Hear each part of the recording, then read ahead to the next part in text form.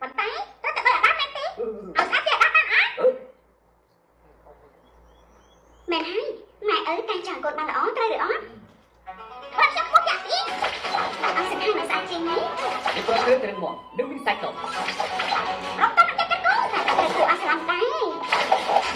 សរុបមកទៅចង់ឲ្យរបៀបមិនវិញទីពុកយ៉ាក់ទីទៅខាងភាពស្អាត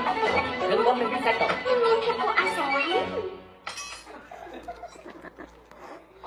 ឲ្យធ្វើអីនៅតាមលើដងរបស់ឯងជួបមិនដែរយូរហើយតែមិនឲ្យខ្ញុំធ្វើអីខ្លួនឯងអត់បំផុតឲ្យដាក់កមួយស្បាក់អ៊ំដែរយើងធ្វើឲ្យគេមុនសិនទៅចុះណាអើយរួចម្នាក់ហើយឯងឆ្លើយទៅអើយចិត្តរួចហើយអាមួយនេះច្បាស់ណាស់ថាស្រស់ស្អាតបំផុតតែទម្រាំចិត្តចង់រួចរាល់ត្រូវការពេលយូរប្រាក់ដល់វិញទៅអីគ្រប់ដំណងអាចទៅយកបានខ្ញុំក៏ជួយចឹងដែរបង